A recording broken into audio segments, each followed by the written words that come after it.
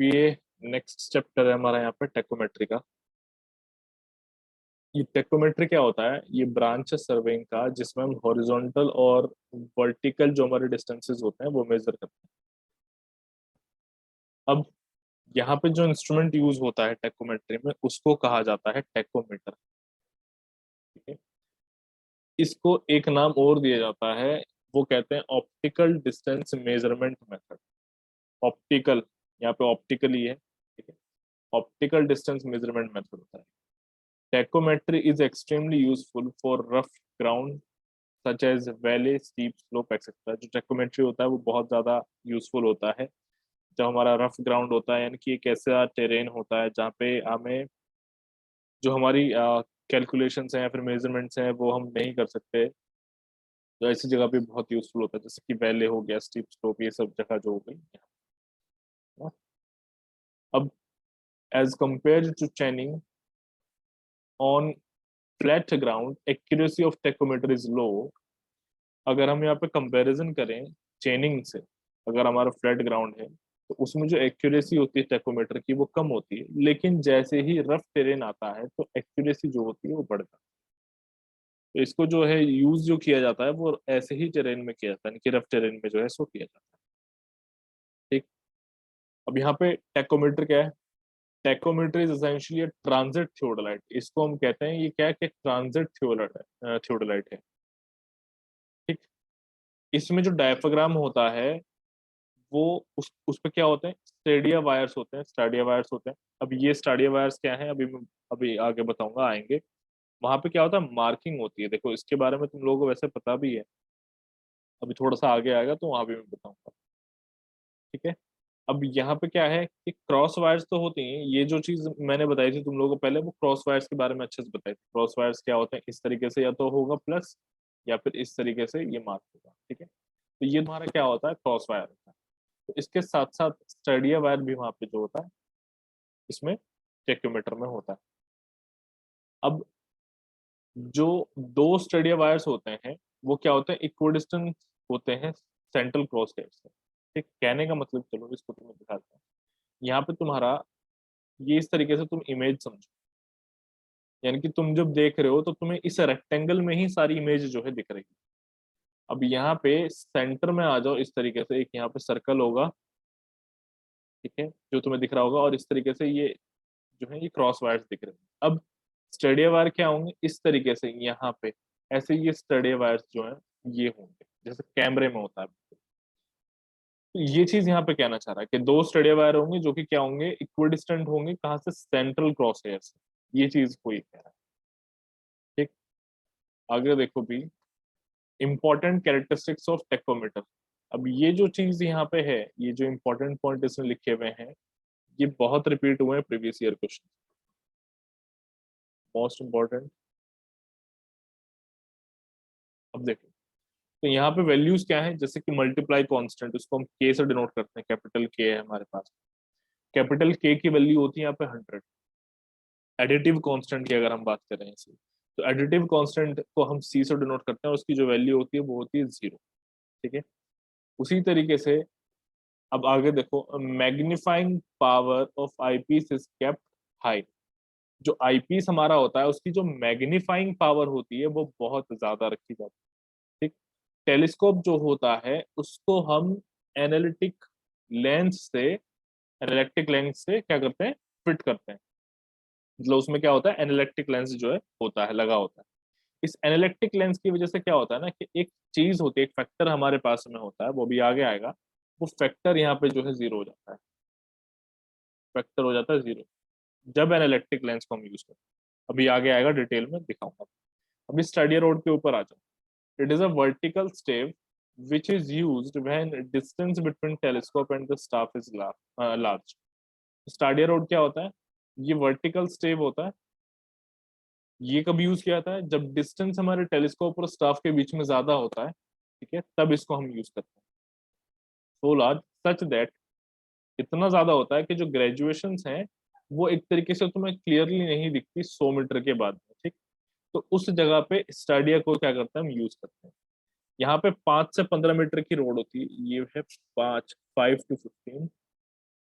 Metre of rod, graduation in decimals. देखो ये road कितनी होती है इसकी मैं तुम्हें हाइट बता रहा हूँ, 5 से 15 मीटर होती है। जो ग्रेजुएशन होती है वो डेसिमल्स में भी होती है, ठीक। Staff can be hold vertical और normal to line of sight. अब ये स्टाफ के लिए है। ऊपर जो आया ये तुम्हारे रोड के लिए है, ये नीचे स्टाफ के लिए। तो स्टाफ जो होता है ये या तो वर्टिकल या फिर नॉर्मल जो तुम्हारी लाइन ऑफ साइट होगी उसके रखा जा सकता है। अब कहने का मतलब क्या है बता देता हूँ। यहाँ नीचे डायग्राम होगा तुम्हारा, ये कंडीशन के ऊपर ये कुछ इस तरह के डायग्राम बनाए जाते हैं कि जो स्टाफ है वो तुम्हारा वर्टिकल है कि नॉर्मल है। देखो स्टाफ हेल्ड वर्टिकल। ऐसी नेक्स्ट एक हमारे पास में सिचुएशन आएगा जिसमें लिखा होगा स्टाफ हेल्ड नॉर्मल। तो ये डायग्राम के थ्रू मैं भी अच्छे से तुम्हें समझाऊंगा, भी उससे पहले इतनी चीजें जो है हम समझ लें। अब यहाँ पे हमारे पास में सबटेंस बार। सबटेंस बार क्या होता है? ये हॉरिजॉन्टल स्टेब होता है। ये भी किस लिए यूज होता है? डिस्टेंस के मेजरमेंट में यूज होता है। हॉरिजॉन्टल हो या फिर वर्टिकल हो, ठीक है, दोनों में यूज होता है। इन प्लेसेस, ऐसी जगहों पे जहां पे चेनिंग जो होती है वो पॉसिबल नहीं होती, ठीक है। अब इसमें जो शॉर्ट डिस्टेंसेस हैं लगभग 200 मीटर तक के, वो डिटरमाइन किए जा सकते हैं।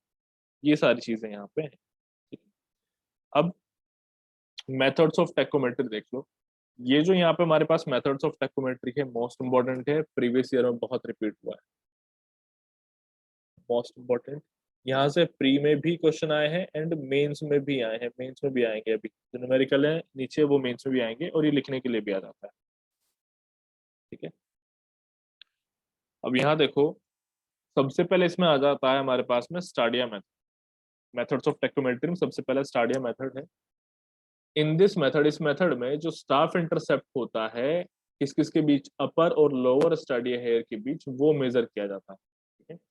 दोबारा बता देता हूँ, इस मेथड में जो स्टाफ इंटरसेप्ट होता है ना किस किस के बीच में, अपर और लोअर स्टाडिया हेयर के बीच में, वो मेजर किया जाता है। कहने का मतलब यहाँ पे देखो, ये जो तुम देख रहे हो यहाँ पे ये स्टाफ इंटरसेप्ट है, और ऐसे ही यहाँ पे भी ये स्टाफ इंटरसेप्ट। बस डिफरेंस क्या हुआ कि पहले तुम्हारा स्टाफ जो था ये वाला, ये थोड़ा सा नजदीक था इंस्ट्रूमेंट के, और दूसरा वाला स्टाफ जो है वो थोड़ा दूर था। ये स्टाफ इंटरसेप्ट है। और ये क्या कह रहा है इस मेथड में स्टाफ इंटरसेप्ट जो होता है अपर और लोअर स्टाडिया हेयर के बीच, वो जो है वो मेजर किया जाता है अलोंग द वर्टिकल एंगल। यानी कि वर्टिकल एंगल भी यहाँ पे, तो वर्टिकल एंगल कहाँ है? ये रहा, ये है वो वर्टिकल एंगल जिसकी वो बात कर, वर्टिकल एंगल। अब यहाँ पे क्या होता है, आगे और दो तरीके जो है इसमें निकल के आ जाते हैं स्टार्टिंग में। एक होता है फिक्स्ड हेयर मेथड और एक होता है मूवेबल हेयर मेथड, ठीक है। फिक्स्ड हेयर मेथड और मूवेबल हेयर मेथड, जैसा इनका नाम है वैसा ही इनका क्या होता है, फंक्शनिंग भी होता है, ठीक है। अभी एक यहाँ पे हमारे पास एक फिगर थोड़ा सा क्लीन नहीं है, इसको थोड़ा सा मैं बना देता हूँ पहले, तब तुम लोगों को दोनों का डिफरेंस जो है समझ में आएगा, फिक्स्ड हेयर का और मूवेबल हेयर का। अब ये मैंने यहाँ पे बना दिया। अब यहाँ इसको समझते हैं, दोनों थोड़ा सा डायग्राम में अंतर तुम देखो। यहाँ पे एक एंगल है जो तुम देख रहे हो, जिसको मैंने लिखा हुआ है वर्टिकल एंगल। ये तुम्हारे यहाँ पे स्टाफ्स है, ये भी तुम्हारा स्टाफ है ना। ये तुम्हारे क्या है, स्टाफ इंटरसेप्ट होंगे, ये जो मैंने यहाँ पे बनाया है। यानी कि जो वैल्यू होती है उनको हम स्टाफ इंटरसेप्ट कहते हैं। अब यहाँ पे क्या कह रहा है, fixed hair method. Fixed hair method में क्या है, और हेयर कौन सी बात हो रही है, स्टाडिया हेयर की बात हो रही है। तो यहाँ पे जो स्टाडिया हेयर है वो तुम्हारा क्या है, फिक्स है।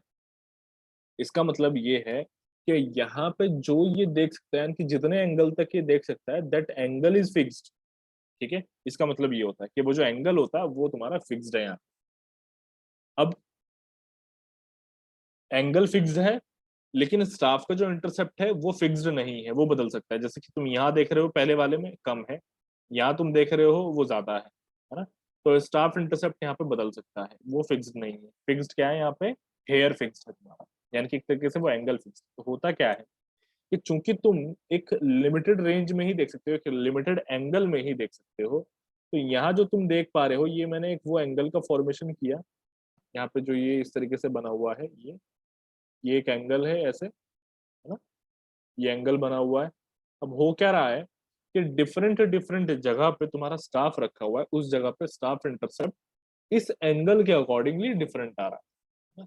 यहाँ थोड़ा सा नजदीक में रखा था तो यहाँ पे स्टाफ इंटरसेप्ट ये आया है, यहाँ रखा था तो स्टाफ इंटरसेप्ट ये आया है, एंगल यहाँ पे फिक्स है। ठीक, तो ये चीज हमें समझनी है। सबसे पहले तो मेथड हमारा यही था कि इसमें क्या होता है, जो तुम्हारा स्टाफ है वो मूव करता है, इसका मतलब ये है मूव करता है। ठीक है, और तुम्हारा जो एंगल है यहाँ पे वो फिक्स है। ठीक, यहाँ पे तुम डिस्टेंस देख सकते हो, एक डिस्टेंस एक्स है, एक डिस्टेंस क्या है तुम्हारा डी, ये लिखिए गया है।